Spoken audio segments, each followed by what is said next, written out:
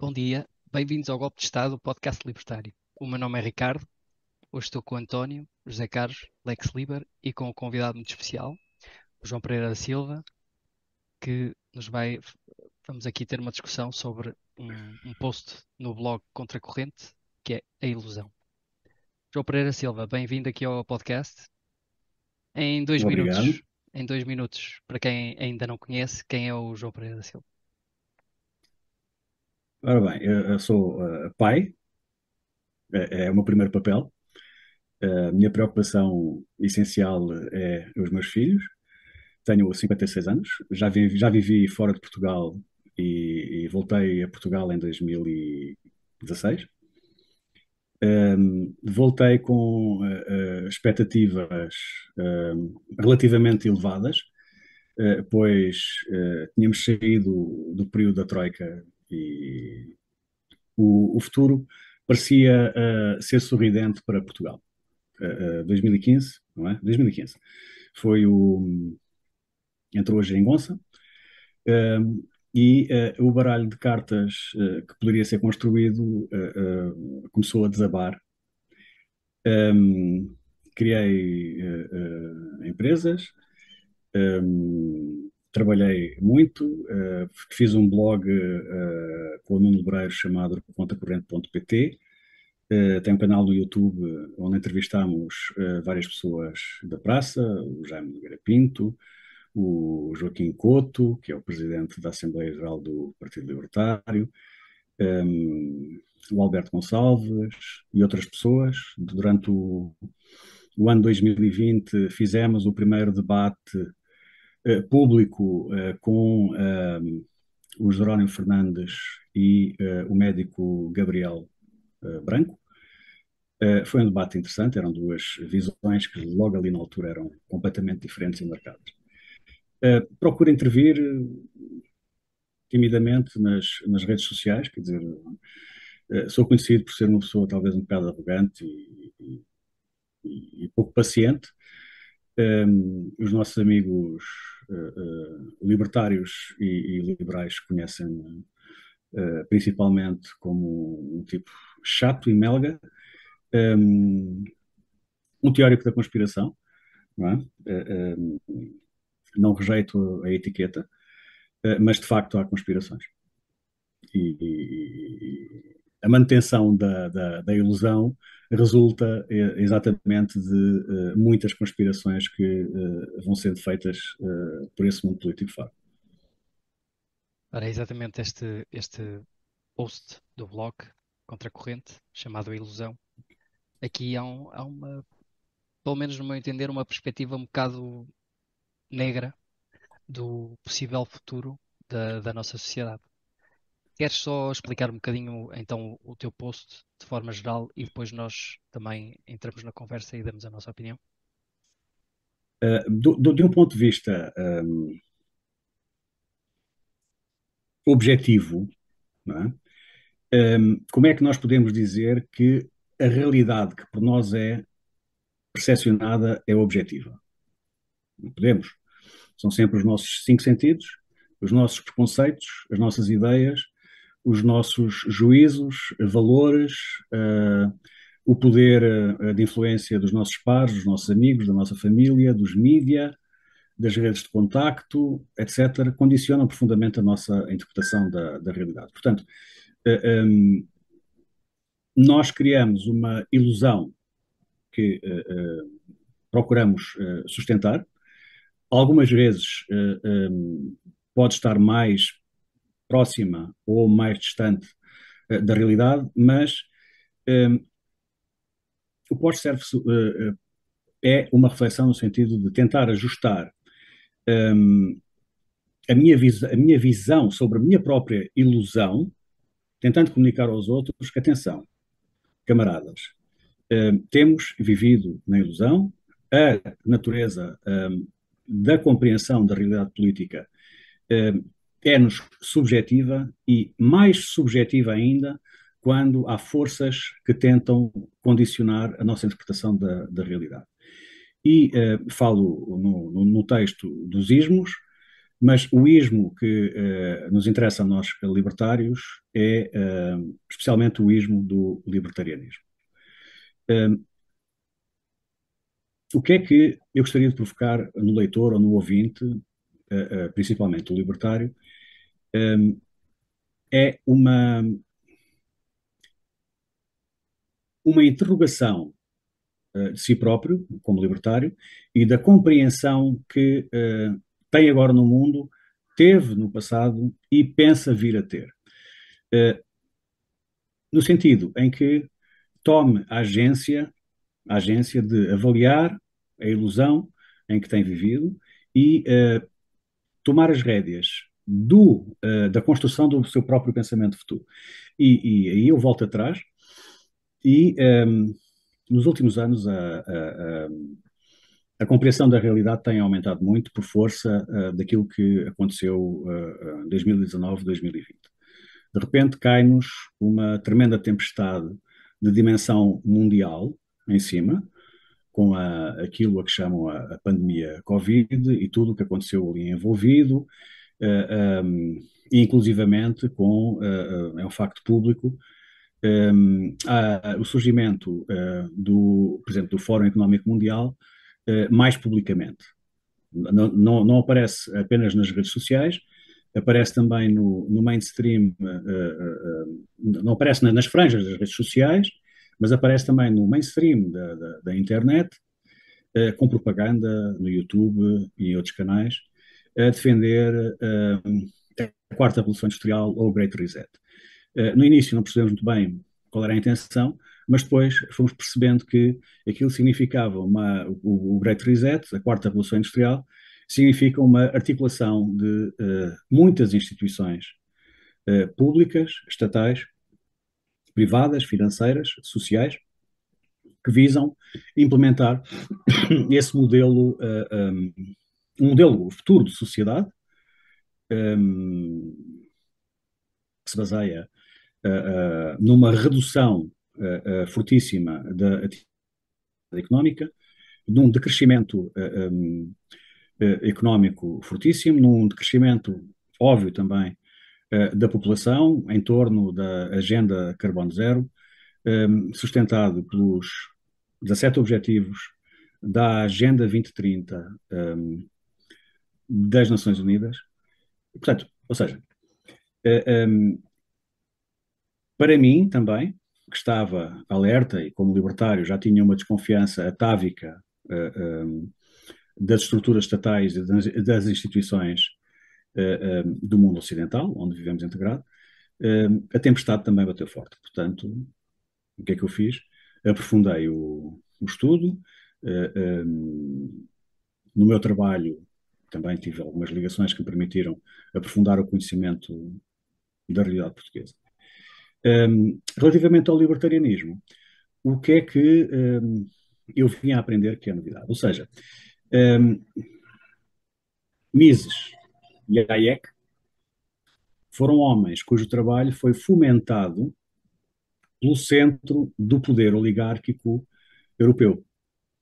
E, atenção, que vivíamos na altura num contexto económico e tecnológico diferente.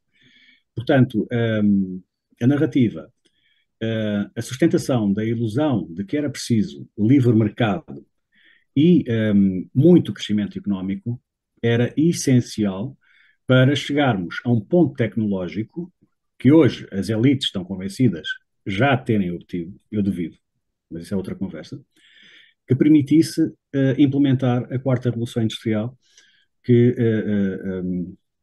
é sobretudo tecnológica do ponto de vista digital, com o fim de controlar as massas. Estamos a falar de conceitos que não sei se as pessoas têm já em mente, mas são as CBDC, são os certificados digitais que foram usados para o passaporte Covid, mas que criaram uma rede mundial de dados de milhares de milhões de pessoas, mesmo aqueles que não se injetaram, sempre que precisavam de viajar, tinham que fazer um teste. E esse teste gerava necessariamente um certificado digital. E o que acontece? Os nossos dados do sistema de saúde nacional passam a estar integrados num sistema maior à escala europeia e depois não sabemos aonde. Portanto, dentro da lógica dos Objetivos do Desenvolvimento Sustentável das Nações Unidas está a identidade digital. A identidade digital é usada para atomizar o indivíduo em termos de informação. Quando se constrói uma base de dados, vamos ao átomo dessa base de dados, que são as entidades, os indivíduos são as entidades, e depois constrói-se o sistema de CBDC, o crédito social, que nós já temos um sistema de crédito social rudimentar, não é? Porque o nosso crédito bancário é vistoriado em função de cumprimentos anteriores. Quando somos contratados por uma empresa, verificam as nossas ligações sociais, verificam a nossa presença nas redes sociais, leem o que é que nós escrevemos, etc. E se formos para empresas maiores com acesso a mais escrutínio ainda, então não sabemos sequer o que é que eles sabem, o que é que o sistema sabe sobre nós. Bom, é realmente uma perspectiva bastante negativa. Não, não é uma percepção, não é uma, eu não diria negativa, eu diria realista, porque Sim. reparem, isto é aquilo que foi preconizado já há muitos anos por homens como Robert Wiener ou pelos tecnocratas. Mas repara numa coisa, Ricardo, é muito difícil compreendermos o que está a acontecer em Portugal olhando para aquilo que acontece na política em Portugal. Nós podemos passar a nossa vida toda em Portugal a discutir o que acontece à direita e à esquerda, o que faz, o que fez o Soares, o Balsemão, o Cunhal, o Cavaco, o Passos Coelho, o Costa, os gajos do PCP, os gajos do LIVRE, qualquer força política e as suas tricas e futricas cotidianas, a espuma dos dias em Portugal não nos diz nada sobre aquilo que está a acontecer em Portugal. Porque o que está a acontecer em Portugal deriva da integração de Portugal no mundo globalizado e, sobretudo, na estrutura, que já é uma estrutura federalista da União Europeia.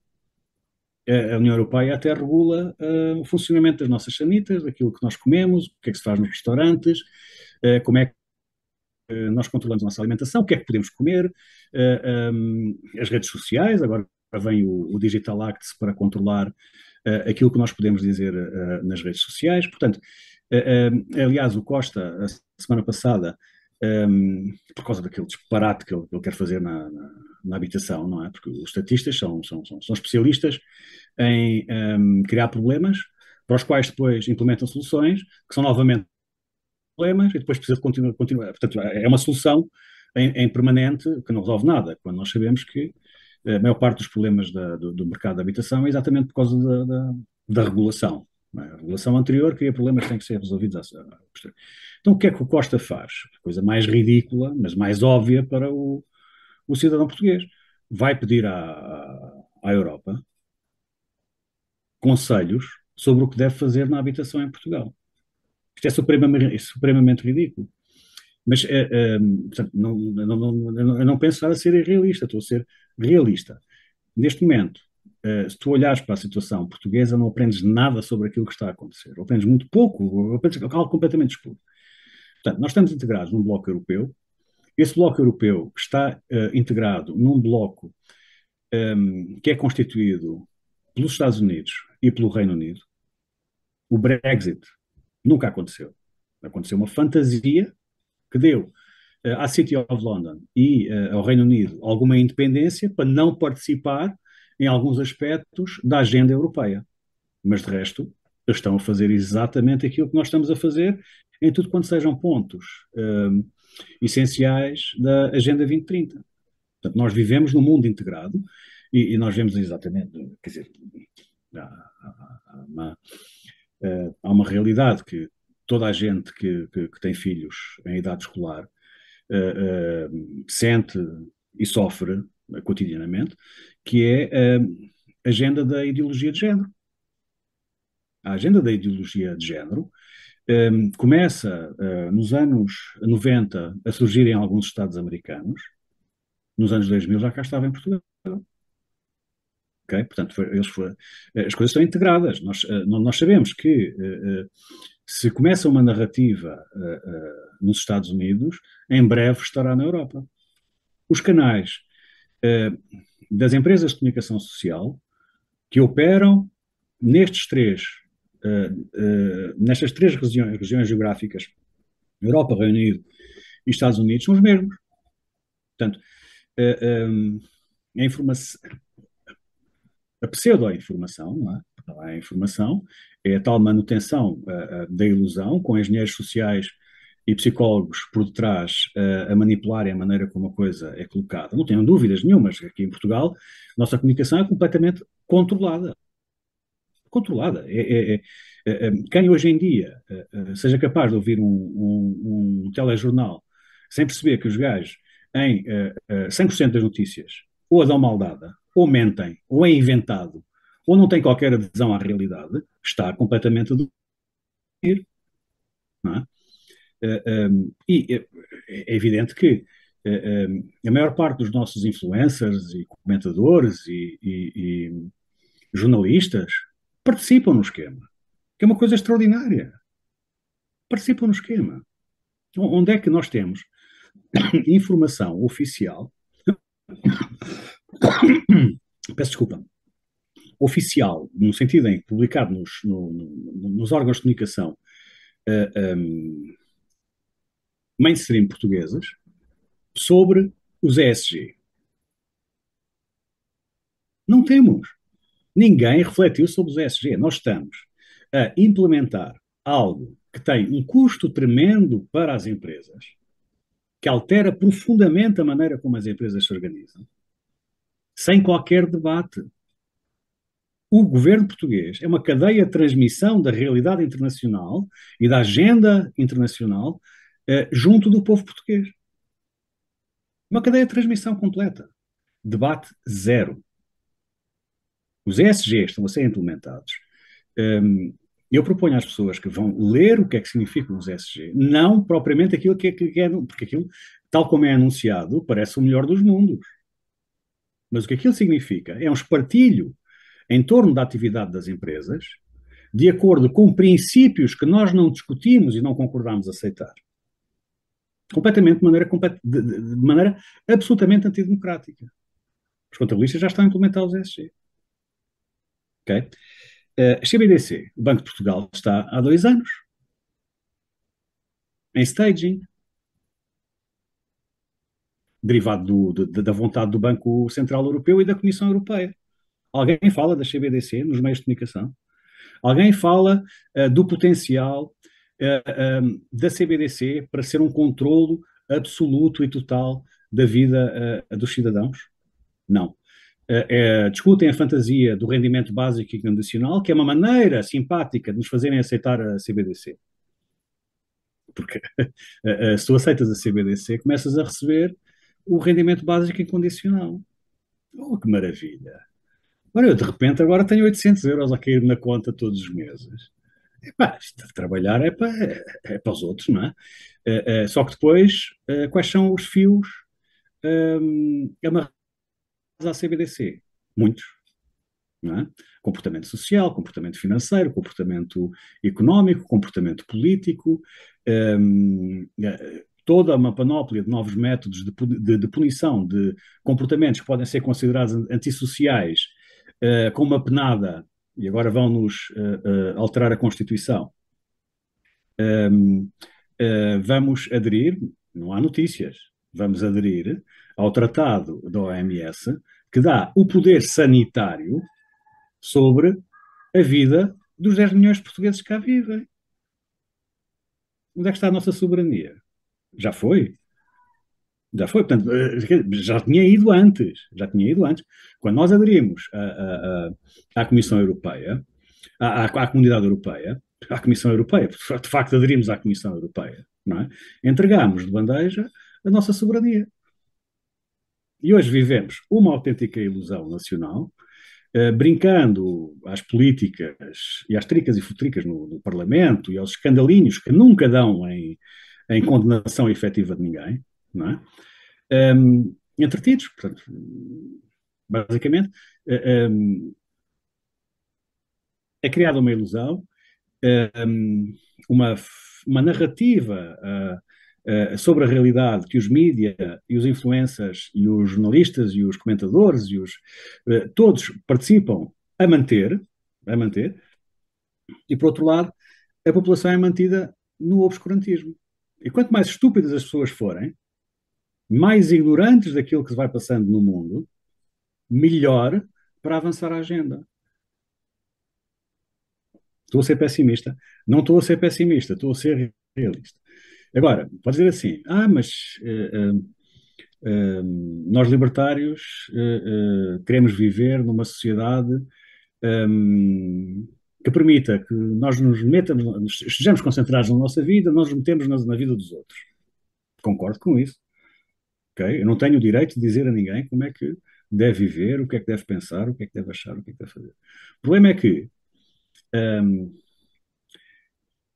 esta narrativa, a ilusão e o obscurantismo em que mantêm os nossos pares, os nossos concidadãos, condiciona-nos fortemente a vida. Fortemente, não é? Por exemplo, hoje em dia, em Portugal, só não tem um seguro de saúde privado quem não tiver dinheiro para isso, ou for completamente totó. Porque se vai cair nas mãos do SNS, podem-lhe acontecer as piores coisas em função de um pé partido. As piores coisas. Quem é que ainda desconta para a Segurança Social convicto de que vai receber algum valor condigno no fim da sua carreira profissional? Não, as pessoas fazem PPRs, fazem poupanças. Portanto, basicamente, temos um Estado gigantesco, não é? O PIB deve andar, não tenho 240, 250 mil milhões de euros. O Estado, à cabeça, consome metade dessa produção, não é? Sem entrar em discussões sobre como é que o PIB é calculado e a legitimidade do PIB, etc. Mas o Estado consome mais de 50% dessa riqueza. Em quê? Em impostos, em subsídios, em serviços cada vez mais decrépitos, insuficientes. Ainda hoje estive a tentar renovar o passaporte de uma pessoa de família, marcações 23 de novembro, 30 quilómetros. Como é que uma pessoa que não tem carro tem que se deslocar para fazer marcação, porque a marcação online também não funciona muito bem, ou a maior parte das pessoas, coitadas, lida pouco bem com o digital, tem que ir 2 vezes, 3 vezes, marcar, fazer e buscar, a 30 quilómetros. As notícias que eu tenho da província é que as pessoas ficam à espera 6 meses porque vão ao centro de saúde e depois a consulta no hospital daqui a 6 meses. Atenção, na província agora vem, sobretudo velhotes. Portanto, 50% da riqueza produzida num mês, num ano, não chega para manter a máquina estatal a funcionar em mínimas condições. João, e não há o risco, agora pegando já aqui neste último parágrafo teu, de pôr em causa a ilusão, ou seja, esse tipo de episódios poderá fazer com que as pessoas, espera lá, isto se calhar havia aqui uns malucos que diziam que isto era uma pirâmide social, e se calhar tem razão. José Carlos, eu acho que eu não sei o futuro. Não sei até que ponto é que. Não, nós aqui, eu também estou de acordo que, ou seja, quem acha que aquilo desconta, porque há pessoas que acham isso. Há mesmo pessoas educadas que acham isso. Acho que creem que estão num sistema de capitalização, não é? Não são impostos e estão guardados não sei onde. Não. Eu sei que não. Há pessoas que acreditam, pessoas adultas, atenção.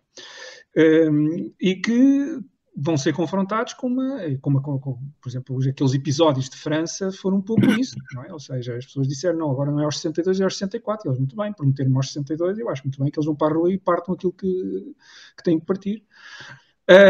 E se calhar esses se acordaram, ou tu não achas que isso acorda um pouco e se calhar pode ser um ponto positivo de, esperem lá que andámos aqui a enganar umas décadas.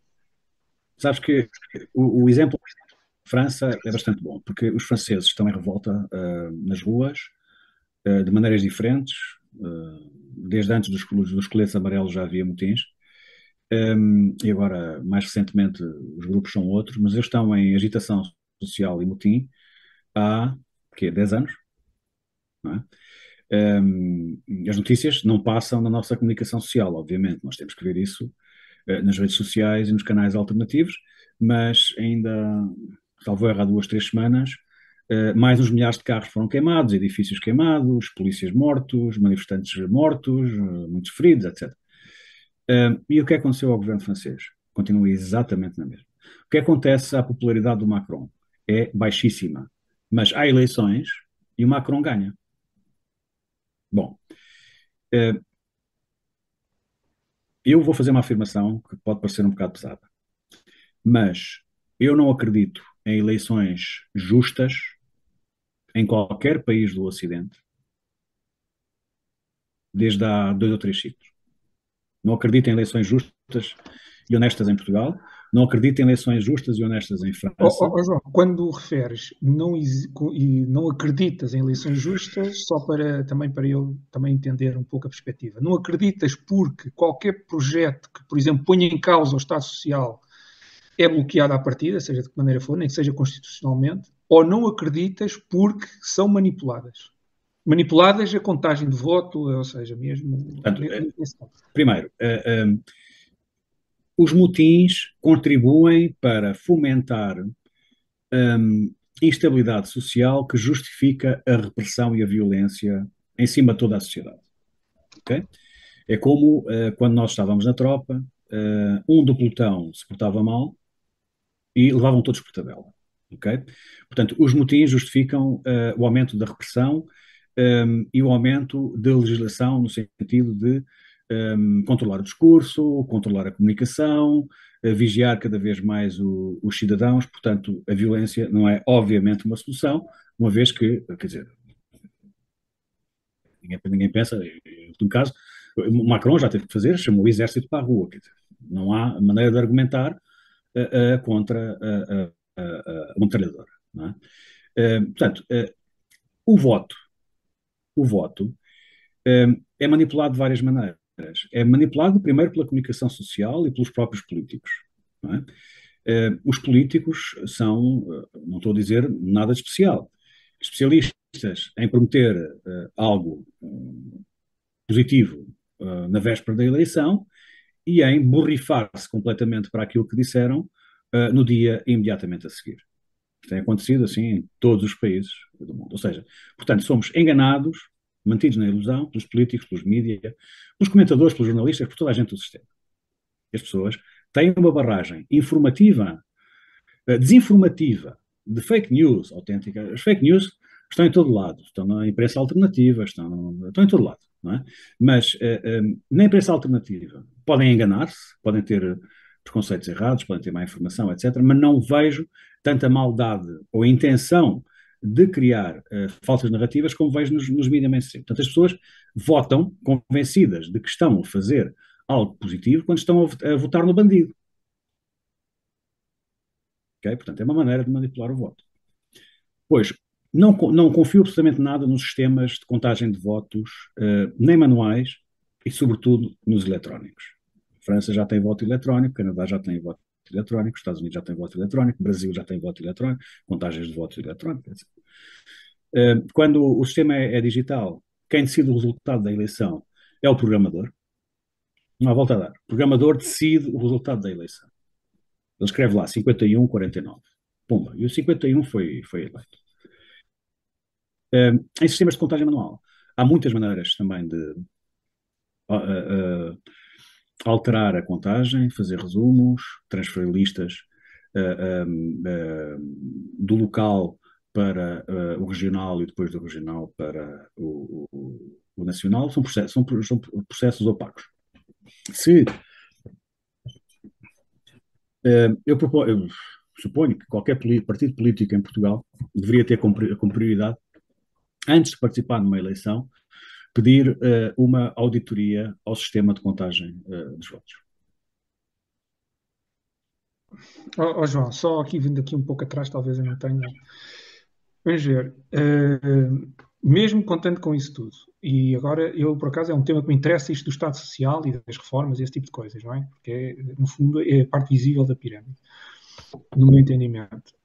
Há alguém, pelo menos em Portugal, eu não conheço, e se calhar na Europa eu também não conheço, há algum projeto político que exista hoje, com o mínimo de visibilidade pública, que ponha em causa este modelo social? Ou seja, que diga, por exemplo, abertamente, é pá, se calhar vamos desmantelar isto de uma forma mais ou menos lenta, mais ou menos coisa, mas isto de reforma para todos, descontar para toda a vida e a geração seguinte sustenta as formas da anterior, é uma pirâmide e estamos a caminhar para um precipício da qual não podemos sair.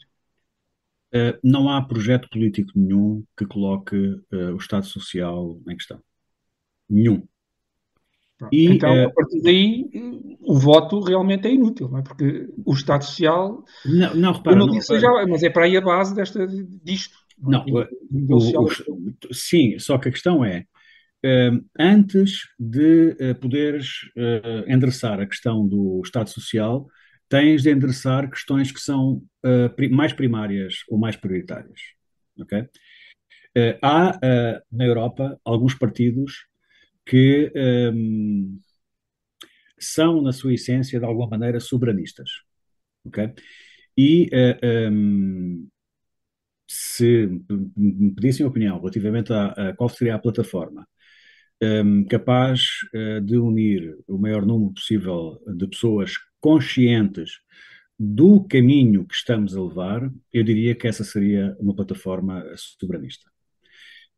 Há alguns partidos soberanistas na Europa, estão a tentar ilegalizar alguns deles.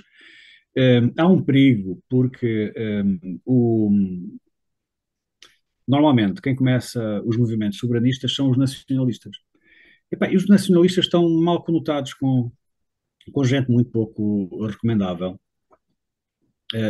ligados ao nacionalsocialismo. Isso não é a maneira de resolver. Ou seja, não vais sair do fogo para cair na frigideira, não vais sair da frigideira para cair no fogo.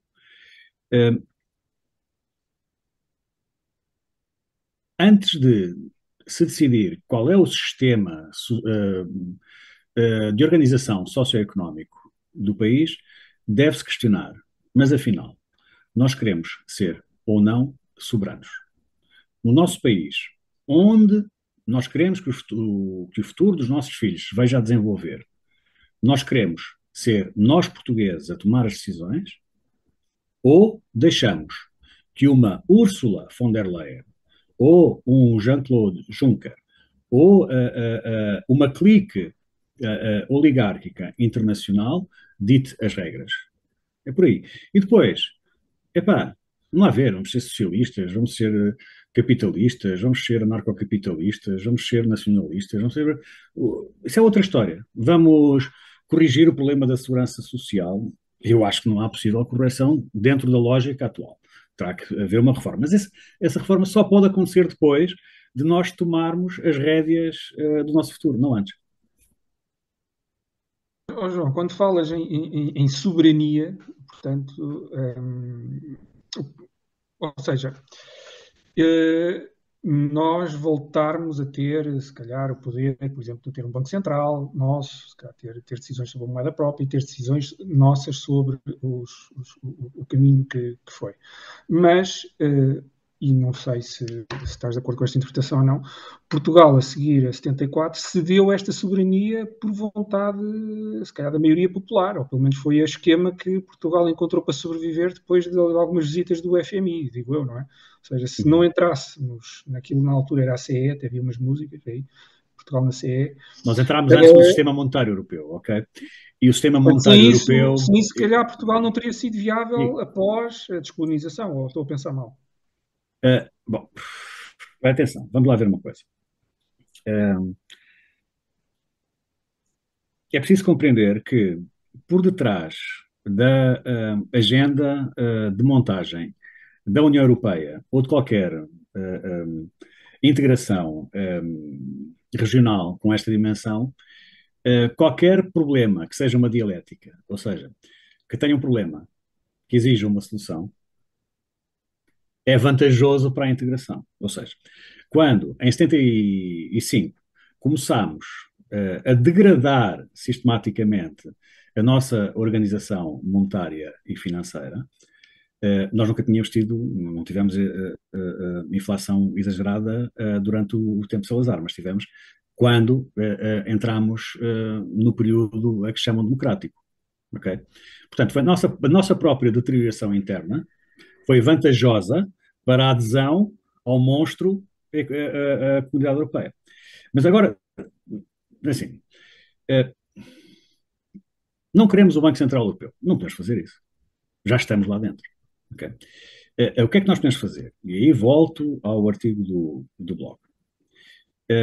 Temos de, primeiro, como pessoas interessadas, não quer dizer libertários, pode ser qualquer pessoa de qualquer corrente política, compreender muito bem o que é que nos trouxe aqui, como é que nos encontramos nesta situação, antes sequer de pensarmos o que é que nós podemos fazer dela, porque se nós não compreendemos o que é que nos trouxe aqui, não conseguimos também sair daqui.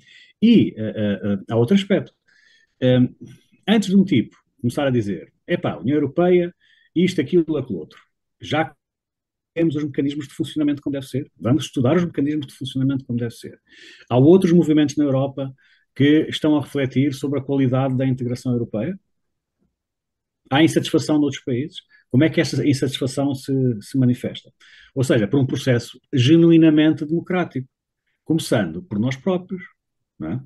Por exemplo, o nosso presidente da Associação Libertária tem uma proposta demagógica chamada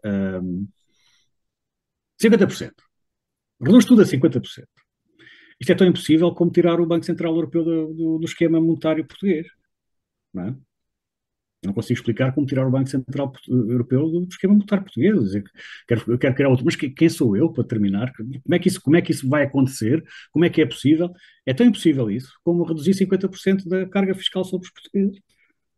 Não há maneira de chegar lá. Não há maneira de chegar. Agora,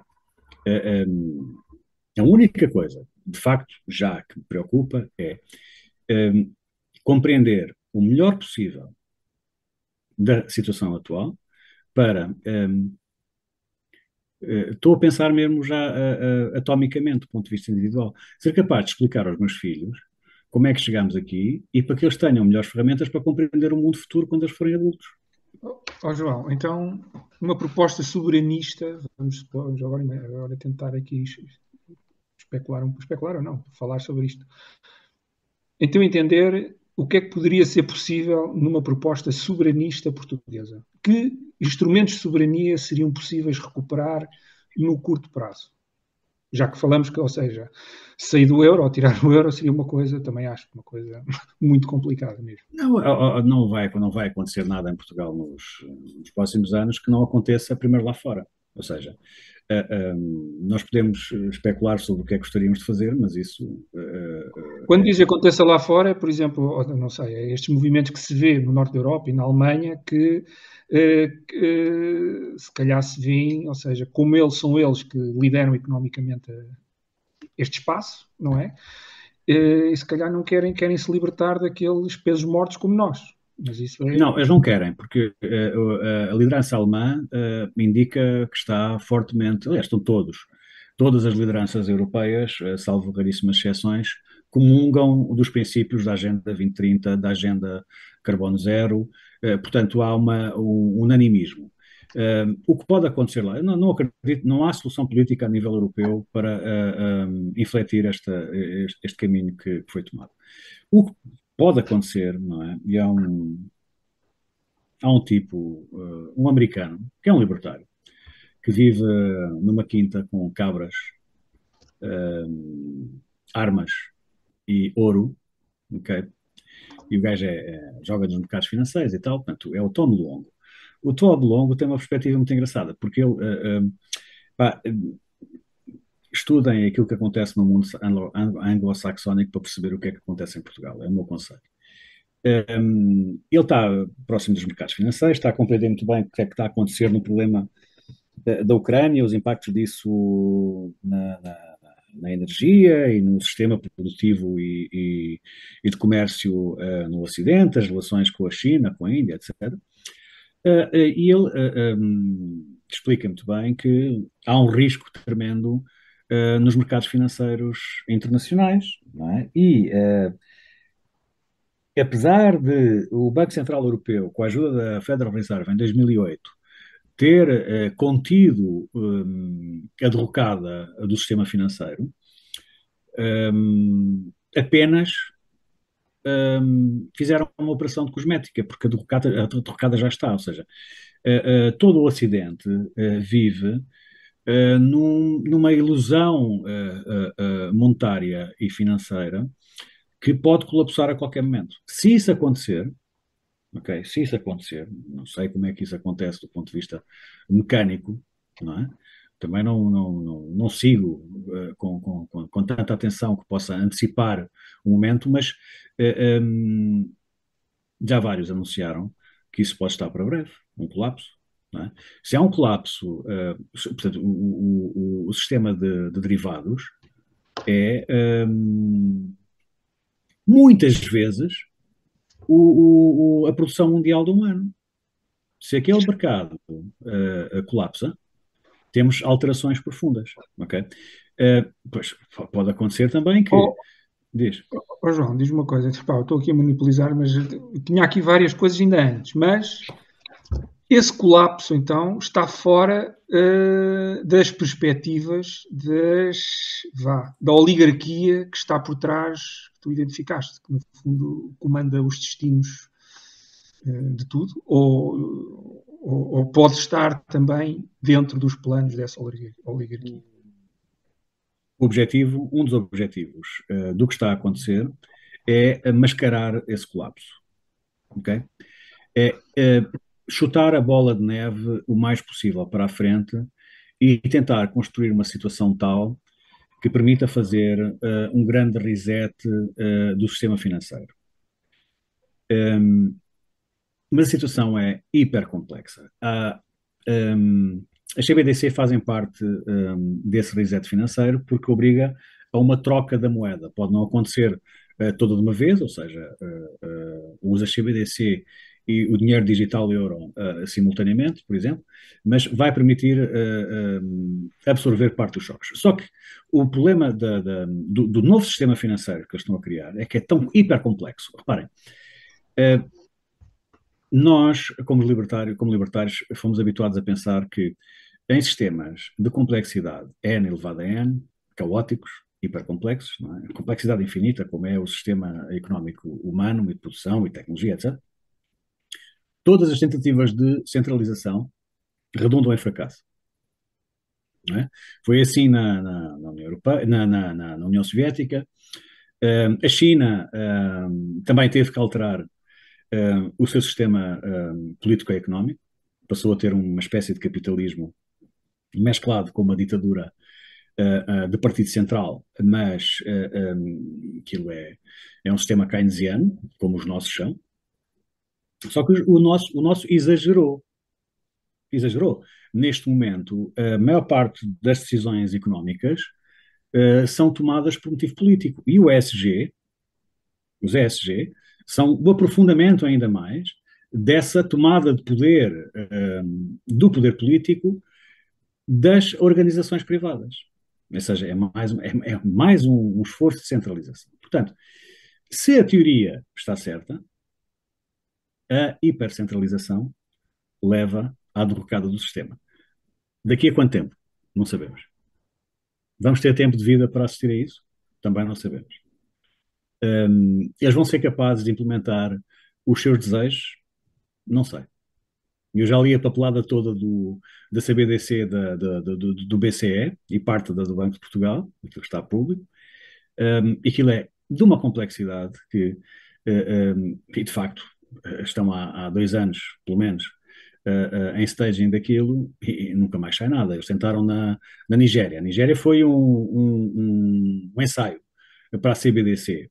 Aquilo durou 6 meses, porque a malta, assim que topou que aquilo vinha com fios agarrados e que já não era dono do seu próprio dinheiro, começou a ir por moedas alternativas, para o dólar. Atenção, a Nigéria é o mercado mais desenvolvido da África, é um país verdadeiramente desenvolvido e digitalmente muito desenvolvido. Portanto, eles trabalham com várias moedas, trabalham com criptomoedas, com Bitcoin, etc. E a CBDC não pegaram. Portanto, a agenda é 2030, era antes de 2050, resolveram antecipá-la para 2030 e agora refere-se o ano 2027 como a data limite para avançar em força para a concretização em 2030. Esta Agenda 2030 é multivetorial. Tem lados económicos, financeiros, monetários, políticos, controle da informação e sanitários. Portanto, essas formas multivetoriais estão a ser implementadas neste momento. Nós, a parte das pessoas em Portugal não sente a não ser um aperto na carteira e tal, já, enfim, sanitariamente sentiram recentemente, mas o que é que está na carteira para os próximos tempos? Não sabemos. João, só voltando aqui um pouco atrás, se eu bem entendi a tua interpretação sobre a história também, é que esta oligarquia, no fundo, permite alguns episódios de rebeldia. E falaste aqui no Mises, no Hayek, e esse tipo de... Essa é a rebeldia conveniente, ok? Porque estimula as forças criativas que eram necessárias na altura. Mas tu achas Hoje que em dia, eles nunca iriam incentivar um Mises ou um Hayek. Porque neste momento o que interessa é contrair a atividade económica. Não interessa gente criativa e inovadora agora.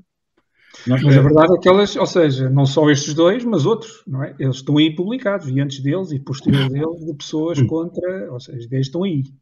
Não é? Estão publicados, mas qual foi a diferença que fizeram substancial? Bola. Percebes? Para o grande avanço do capitalismo fizeram bola diferença. Nenhuma. Nenhuma. Ou seja, mantiveram a narrativa da discussão em redor do livre mercado, foram contribuindo para a ilusão que aconteceu nos anos 40, depois da Segunda Guerra Mundial, 50, 60 e 70, de grande crescimento, etc. Mas o sistema manteve-se chronic capitalist, de qualquer maneira. Capitalismo corporativo. Mas diz-me uma coisa, ou seja, estes desenvolvimentos, estes episódios intelectuais, vamos chamar assim, até do Adam Smith, eles não propuseram, pelo menos no meu entender, não propuseram criar nada de novo, só disseram, deixem as coisas como elas são, deixem as pessoas interagirem por si, na maior liberdade possível, e espontaneamente a solução aparece. Claro. E que isto é muito também, seja libertário, seja no limite seria o tal liberal clássico, agora acho que há aí muita conversa, não é na IEL, certamente não é o liberalismo da IEL, mas é a análise da história, e não é só deles, são anteriores a eles. E mesmo em contemporâneo, houve aqui uma reação àquelas teorias de justiça social do Nozick, não é? Eu falo do Nozick porque foi publicado no ano que eu nasci, no fundo, eu fiquei sempre, e foi dos primeiros livros de filosofia que eu gostei de ler. E a ideia está lá, ele simplesmente veio dizer, é imoral, ou seja, tudo o que tu possas fazer, antes de tudo há uma pessoa, não é? E estas ideias estão cá. Isto não é também, foi permitido pelo sistema, foi promovido pelo tal oligarquia que tu interpretas que... Ela nasce, a escola austríaca nasce na Casa dos Habsburgo, que são notoriamente parte da oligarquia. Okay? O Hayek era muito amigo do Keynes e fizeram várias tertúlias e trocaram muita correspondência. E o Keynes era um tipo que trabalhou com os nacionais-socialistas, com os comunistas stalinistas e está na essência do sistema que depois se implementou no Ocidente. O Hayek, esses escritos não são conhecidos, mas também andou a participar nas agendas eugenistas da altura, porque o eugenismo, antes de ganhar má reputação às mãos do Hitler, era publicamente defendido nas academias britânicas e americanas e também nas nossas. Okay? Portanto, atenção que o Hitler não era o único fascista da altura, não é? Portanto, mas enfim, do meu ponto de vista, o libertarianismo é um grande objetivo de futuro para qualquer pessoa que pretenda olhar para o mundo, mas é um modo de ver o mundo. Não ou seja, eu sou libertário sabendo que é uma utopia, porque à minha volta eu vejo as pessoas penduradas no Estado sem qualquer vontade de questionarem o Estado, a essência do Estado e aquilo que o Estado representa na vida delas, que para elas é uma maneira de terem segurança. E toda a narrativa mediática, política, social, vai no sentido de dizer que o Estado é essencial. Portanto, aquilo que os liberais clássicos escreveram nos anos 30, 40, 50 é anacrónico. E o libertarianismo também se está a tornar anacrónico, porque antes de me poder preocupar, repara, antes de me poder preocupar com o sistema económico, e o libertarianismo e o liberalismo clássico preocupam-se essencialmente com o sistema económico, há muito mais coisa a saber. Se eu não souber o que é que se passa nas outras esferas, não é? Como é que eu vou resolver a questão da esfera económica? Não vou, porque não há país nenhum no mundo que diga assim, olha, libertários são bem-vindos, vamos fazer aqui a grande utopia libertária. Não aconteceu, não é? Passaram estes anos todos e não aconteceu. E não aconteceu. Se nós dissemos ao Costa, epá, vamos comprar ali uns milhares de hectares no Alentejo, lá fazer uma comunidade libertária. Nem pensar, não é? Nem pensar, não é permitido, não é? Até porque seria um péssimo exemplo. Imaginas o que era haver 20 ou 30 mil pessoas a viver em livre mercado, a produzirem e a enriquecerem em 20 ou 30 anos, não é? Enquanto os súbditos do Costa definhavam. Que é isso que acontecer, eu tenho certeza absoluta que as pessoas deixadas à sua livre iniciativa, criatividade, vão produzir melhor do que a deixarem 70% do seu rendimento, que é aquilo que nós fazemos hoje em dia, entre impostos diretos e indiretos, nas mãos dos socialistas. Só que isso é anacrónico, não é a realidade. A realidade é muito mais importante refletir sobre como é que nos meteram nesta ilusão, como é que os mecanismos de manutenção da ilusão funcionam hoje em dia, que é repara, José Carlos, Ricardo, Lex Liber e António, como é que nós vamos para fóruns públicos, junto dos nossos amigos, nossos conhecidos, etc., discutir a vida de hoje em dia com uma mera referência no libertarianismo e no liberalismo clássico? Vamos mal munidos, porque não temos munições suficientes. Eu posso dizer a uma pessoa no café, uma conversa, pessoa de mente aberta, repara que é muito melhor se as pessoas puderem produzir em liberdade. E ele vai questionar, mas que é liberdade? O que é isso, liberdade? Epá, ficando com 100% daquilo que é. 100%? Quem é que faz as estradas? É a primeira estultícia que te dizem, não é? E a segurança social, e a polícia, e o exército, e a justiça. E de repente tu estás no emaranhado, não é? E depois mas ó, João, tu és capaz de responder a isso ou não? E eu sou capaz de responder a isso. Eu sou capaz de responder a isso, mas vou ter uma conversa longuíssima com a pessoa que não vai perceber um terço do que eu lhe vou dizer e vai sair convencida exatamente da mesma posição. Vai sair na mesma posição em que se encontrava antes da conversa. Dizendo assim, a conversa é interessante e tal, mas completamente utópico o que ele me disse. E deixa cá, agora, ir ali buscar a minha baixa à Segurança Social, porque quando eu estou doente tenho baixa. Mas, ó, João, tu não vês esperança, eu vou chamar esperança. Há pouco ainda identificaste. A centralização e o intervencionismo, nós, e acho que estás de acordo, seja, objetivamente falha. Todos os projetos centralizadores falharam. Este é mais um. E nós também há pouco já manifestaste episódios em Portugal e em outros, não é? E falámos há pouco de França, que o planeamento, o intervencionismo e a segurança que é dada para toda a vida que o Estado prometeu está a falhar. Por isso é que em Paris as pessoas vêm para a rua queimar carros e protestar porque aquilo que prometeram ao fim de 40 anos falhou. Mas eles protestam porque os senhores pagaram os subsídios, ou porque os subsídios não são suficientes. Nem os coletes amarelos, nem os protestantes, nem os protestantes. Os manifestantes em França reclamavam o fim do Estado Social ou o término dos subsídios. Não, Verdade, ó Eles João, estão a mas se reclamar calhar, porque o mas deram Estado um está a dar passo. pouco. É verdade, é Não é verdade. Eles nada. só disseram que, ó João, e para mim eu dou-lhes razão. Então, prometeram-me isto. Eu tive 40 anos a trabalhar, porque me prometeram. Tive, se calhar, alguns até subjugaram-se e foram obedientes a carreiras que detestavam, porque lhes prometeram que ao fim de 40 anos o senhor tem a felicidade e agora vai ganhar e não sei quanto. E afinal agora tem que estar mais não sei quanto tempo e etc. E eles, a primeira reação é deem-me aquilo que me prometeram. Mas, isto agora se calhar estou a ser inocente, hein? Se a continuação das desilusões for mais e mais e mais, as pessoas vão ver, epá, isto foi tudo uma mentira e se calhar aqueles escritos daqueles idiotas malucos é que se calhar eles tinham alguma razão. Isto, se calhar, Certo. deixando cada um tratar um pouco o mais possível da sua vida, isto se calhar funcionava. Porque se eu tivesse tratado a minha vida, aquilo que me tiraram, eu tivesse juntado, eu hoje tinha. Estás a ser otimista. Sabes porquê?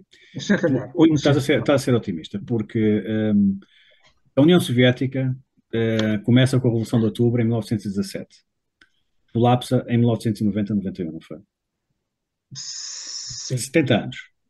A China um, começa a centralizar em 45 com o Mao.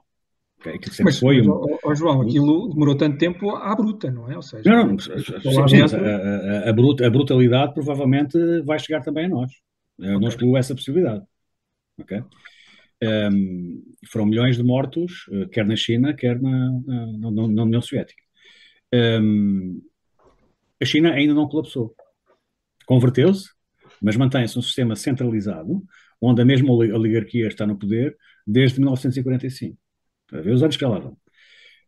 Nós vivemos numa aparência de democracia até aos anos, eu diria, 90, 2000, as coisas já estavam a clarificar-se no sentido do que está a acontecer agora. Mas, portanto, são processos que demoram muitos anos. Muitos anos. O que é que. Agora, subindo aqui uns degraus na compreensão da oligarquia. Há duas visões primárias relativamente à cosmovisão que pessoas que pensam sobre a história e o desenvolvimento da humanidade podem ter. Uma é de sistemas abertos, ou seja, sistemas em que as relações humanas e económicas, produtivas e de comércio e de trabalho e desenvolvimento da ciência assentam em sistemas abertos que permitem um potencial hipoteticamente infinito de novas ideias para resolver novos problemas e contornar desafios. Isso é o sistema aberto. E é o sistema fechado. O sistema fechado baseia-se na segunda lei da termodinâmica, que diz que todos os sistemas tendem à entropia e o caminho de todos os sistemas é a combustão final na máxima entropia. Esta é a visão dos sistemas fechados que a oligarquia tem. Poder-se-ia ter optado por um caminho diferente para a humanidade. Reparem, eles pensam multigeracionalmente e pensam a muitos anos no passado e a muitos anos no futuro. Eles podiam ter optado pelo sistema aberto. Mas o que é que implicava o sistema aberto? Implicava que a humanidade iria ter de desenvolver um esforço conjunto, em paz, para sair do planeta e ir. Não estou a ser irrealista, ok? Então, estamos a falar de. Temos um planeta com recursos, obviamente, escassos, não é? Temos uma população em crescimento, a população gera pressão sobre os recursos. Quem pensa multigeracionalmente, a prova óbvia é que se usa a justificação do carbono zero para controlar o consumo de recursos. Quem pensa multigeracionalmente pensa que os recursos vão ser afetados de determinada maneira. Como eles não creem que o caminho da humanidade é para as estrelas, é para explorarmos outros planetas, estivemos teoricamente na Lua, não é? Marte não tem condições para viver, portanto, ou seja, chegaram à conclusão que vamos estar aqui presos neste planeta há muitos anos. Portanto, dentro de um sistema fechado que tende à entropia. O que é que eles têm que fazer necessariamente? Têm que cristalizar o poder, reduzir a população e garantir que ficam no poder por muitas gerações. Isto é o que justifica o atual movimento centralizador baseado na tecnologia e na força dos Estados. Repara, os libertários queixam-se do Estado e que sem Estado não haveria problema. Não é? Se fôssemos deixados produzir sem Estado, estaríamos todos bem, contentes e felizes. Esquecendo que o Estado não é mais do que o instrumento para as grandes corporações e para esta oligarquia. Ou seja, é o polícia, é o cão pastor que nos mantém ordenados a produzir os recursos de que eles necessitavam. Agora já não precisam tantos. Porque não faz sentido, se pensares em termos da lógica dos sistemas fechados, que precises de 8 mil milhões de pessoas. Ainda mais com o advento da inteligência artificial. Os call centers vão acabar todos, os serviços básicos de baixo repetitivos, etc., acabam todos, a robotização vai avançar tremendamente, etc. Portanto, nesse sistema fechado é preciso cristalizar o poder e é preciso centralizar. E como o sonho destes senhores que são tecnocratas, não é? E acreditam na cibernética do Norbert Wiener, tem que cristalizar. Esta é a realidade. Eu não estou a ser pessimista, ok? Eu passo, rio, brinco, trabalho, tenho a minha vida completamente normal, mas esta é a realidade dos factos. Passámos anos a pensar que a vida é outra coisa, pois, paciência, mas era assim. Tivéssemos estado mais atentos, não é? Agora, a realidade é esta que temos. O que é que podemos fazer na alternativa? Conversar, discutir, passar informação, ajudar as pessoas à nossa volta. Há algum país do mundo que seja seguro face ao que se passa atualmente? Não conheço. João, então, só indo por aí. Essa distopia malthusiana, tu incluis o mundo inteiro ou tu vês, por exemplo, ou só aquilo que se convenciona chamar o Ocidente? Ora, vi que na agenda Covid todos participaram. Vejo que na CBDC todos têm vontade de entrar. Ok? Vejo que os BRIC referenciam as Nações Unidas como o Fórum Mundial, e é assim, não é? Enquanto não houver outro, de referência para as discussões multilaterais, que as Nações Unidas prevêem nações soberanas, Estados-nação. Só que, reparam, são fortunas multitrilionárias feitas ao longo de centenas de anos, com recursos tão tremendos, tão tremendos, tão tremendos, que eu não posso colocar de hipótese que mesmo que os atuais representantes dos BRICS tenham um discurso que parece contrário à agenda globalista, daqui a 10 anos, os futuros líderes não façam parte do Young Global Leaders do Fórum Económico Mundial. Porque é uma rede. Repara, a maneira como nós vemos em Portugal que funcionam os mídias, são milhares de pessoas.